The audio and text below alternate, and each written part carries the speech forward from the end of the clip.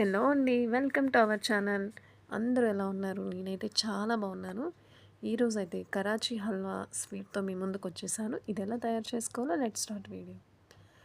దీనికి కావాల్సింది food colour, ఇంకా 1 కప్ కార్న్‌ఫ్లోర్, ఇంకా 1 కప్ షుగర్, డ్రై ఫ్రూట్స్, ఒక 4 టేబుల్ స్పూన్స్ ఘీ.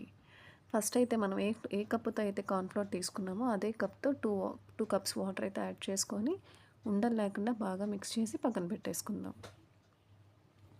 ఇప్పుడైతే స్టవ్ ఆన్ చేసి ప్యాన్ పెట్టుకొని 1 కప్ షుగర్కి 2 కప్స్ వాటర్ యాడ్ చేసుకోండి.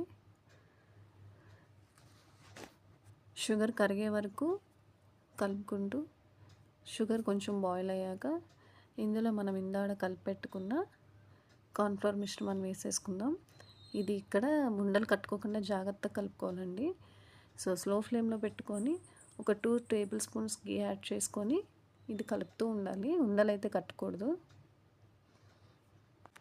ఇప్పుడు ఇందులో డ్రై ఫ్రూట్స్ వేసేసుకుందాం. ఇది వేసేసుకొని ఒకసారి కలిపేసుకొని ఫుడ్ కలర్ వేసుకుందామండి. కరాచీ హల్వా అనేసరికి ఫుడ్ కలర్ ఉంటేనే బాగుంటుంది. సో చిన్న స్పూన్తో 1/2 టేబుల్ స్పూన్ ఫుడ్ కలర్ వేసుకొని కలిపేసుకుందాం. ఇది ప్యాన్కి అస్సలు అంటుకోకుండా స్టిక్ అవ్వకుండా వచ్చేస్తే చూడండి, ఇంకా అయిపోయినట్టు. స్టవ్ ఆఫ్ చేసేసుకొని ఇంకొంచెం ఘీ యాడ్ చేసుకుంటే మీ ఇష్టం.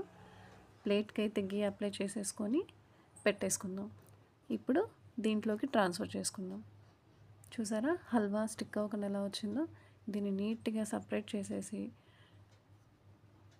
ఇప్పుడు కొంతసేపు ఆగిన తర్వాత మనం ప్లేట్లోకి షిఫ్ట్ చేసుకుందాం. ఇప్పుడైతే కొంచెం చల్లారింది కదండి, దీన్ని పీసెస్గా కట్ చేసేసుకొని మీ ఇష్టం వచ్చిన షేప్లో కట్ చేసుకొని తినొచ్చు. చాలా టేస్ట్గా ఉంది. నాకైతే చాలా ఈజీగా 15 మినిట్స్లో అయిపోయింది.